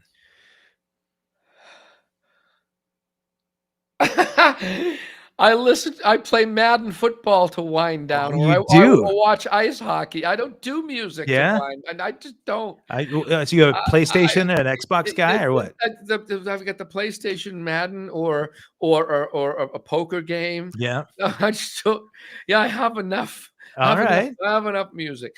I But I mean, if you forcing me, I mean, if I, yeah, I do. Gosh, I look at. I've worked with musicians that blow my mind and impress me because they're like walking jukeboxes. yeah. These people just know lots of music. They know who's on an album. They know a history. They're aware of all kinds of songs I would never even know the names of. See, again, I tell you, I promise you, I've never been one. Any article that was ever asked of me to be a part of, like, what's your top 10 new bands? What's your top 10 songs? What's your Yeah. top 10? I've always just run away from them because I'm like, it's not fair. It's Right. not fair. If you ask me my top 10 hockey players, well, now I can give you an answer to that and give Yeah. you a dissertation on it. Not bad. And right, but I can't do that with the music because look what I do. Right. It's Right. like I inundate myself with learning, constant, just absorbed with what this stuff is. How does it work? How can I help people? What are psychological factors and emotional factors to people that I need to learn to be able to help them and communicate to them? That's the world that I'm in. I watch some sports. As far as the music goes, I like everything. I mean, what Yeah. can I mean, I don't know what else to say. I don't know whatever would be on the playlist. If I wanted to do it on purpose, then you might hear one of Paganini's 24 Caprices. You might hear a Blood, Sweat, and Tears song. You might hear a Tiny Tim song. Nice. If I think it's funny, Yeah. you might hear the theme to Barney Miller. Nice. You, Great bass line. all right. Right. You might hear any one song from any one of 5,000 bands, all of which I like something that people do. Yeah. I mean, Right. I don't dislike much, Well, okay, so let me then, like, we'll dovetail into that. So you're winding down, you got your Yeah. PlayStation out. I'm guessing Mike Mangini has his dream team Patriots lineup, right? So of course you got the coach Belichick and Brady behind the helm, right? But I did that for a while because with Madden, see the Patriots had so many teams so many players that would go in and out of the team Right. and end up on other teams, Right. that you could build a better team by a player that used to be a Patriot and Right. change their chemistry. Right. And now I know they're not a Patriot this year, but they were a Patriot 3 years ago, and that's one of the best cards in the game. So I'm Right. going to go get that card and convert it to a Patriot and put it on my team. But actually this year I chose the Ravens. Oh yeah, man, Lamar's badass. I did because I felt that I would have the best database of players that allowed me to play the kind of game that I like to play. Yeah. So I Do went you, with the you go see the live games at all in stadium? only if someone takes me. Yeah. All right. So I'm going to propose then. I'm a 23-year season ticket holder for the Seahawks. So when Patriots come through Seattle, come on down. I'm second row. You know what we'll do is we'll get you up to play drums with the Blue Thunder drum line. Yeah. You know they're going to do that, and they'll even probably set you up with a. No, they won't set you up with a Patriots jersey though. That's not going to happen. No, No. you guys got that Super Bowl from us, but I think I it'd be know. fun to watch a game with you, though. I have a feeling there's as much passion watching a football game as there is behind the drum kit. It'd be fun. Absolutely. Yeah. Two things. If that happens, I would likely. I'm just like it's just like instinctively grab a Marshawn Lynch jersey. I mean, well, when my son was younger, I was one of his favorite players. Yeah. So it was always like, Beast mode. well, maybe one day I'll meet him and he'll get you a shirt or whatever, but that never happened. Yeah. You know what I Not mean? yet. Not yet. Not yet, but I don't know. I also, of course, I like Cam Bam Chancellor. Oh yeah, man, the hammer. Yeah, And like who has more tackles than Bobby Wagner? nobody. I Yeah, mean, yeah, like, greatest you know what I'm linebacker. saying, like, Yeah, man, I so- love it. Yeah, I love that you know my guys. This is great. I know. I could name half the team. Yeah. And it's like, and a musician listening to you would be so disappointed. It's like, do you know the such and such album? I'm like, what? We need an escape now and then. I mean, it's all right. But because my mind works a certain way where I've heard a lot of stuff. I like a lot of things. I just don't know the names because I haven't absorbed it and sat with it because it wasn't part of what I needed to make myself better. Yeah. Does it Love make that. any sense? Oh man, all of this makes sense. I love this. When I was at Drumeo, the guys said, "Oh man, you guys are in trouble. 2 guys with ADHD. This is going to be a lot of bouncing around." But you're really great about tying this all together. And oh, thanks. Oh, I'm trying. So what I typically do, and I love to hear perspective on this, because you've had a lot of chapters in Mike Mangini books so far. When you look back at your life, right, where you're just about to retire from this planet, what does Mike Mangini look back and just recognize as his legacy? As a musician, Doesn't matter. that I was able to say I'm sorry when I mess up. I think that might be number one. Wow. Let's see. What I did my best to complete things. I did my best to work hard to follow that thing that's pulling me. Like, magnet to a paperclip. You know what I mean? Like the paperclip goes to the magnet. I have a way of recognizing that something else exists, and it's physical, it's real, and it's pulling me. And I've learned to listen to it to develop that on the drums. Like, I didn't copy anybody. I just did something because the feeling and the thought and the vision of it was pulling me, and I did the very best that I could to bring it into reality.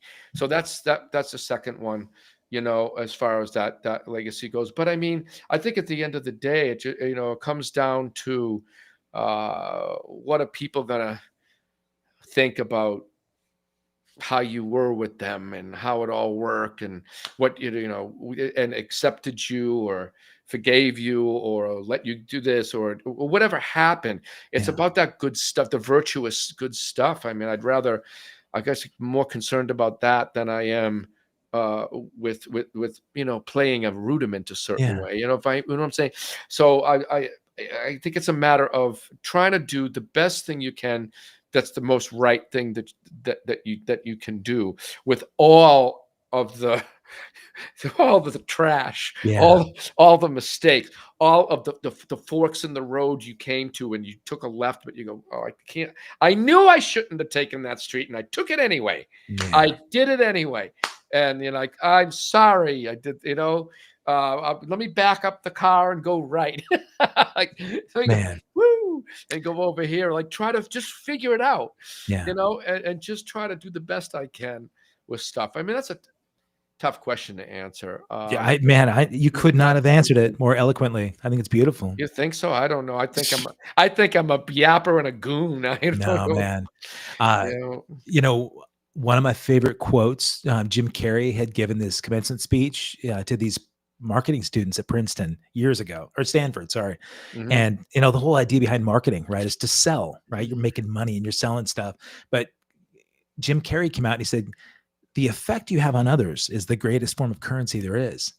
And that really ties into what you just said, being able to say sorry when you mess up and be able to affect people in a positive way and have them feel a good way because of your interaction, I think is Yeah. more important, So I love that. I love that that's your Even when in that case, I don't mean to imply that it's immediate. yeah, sure. It could take years to do that, or it could take time to do that.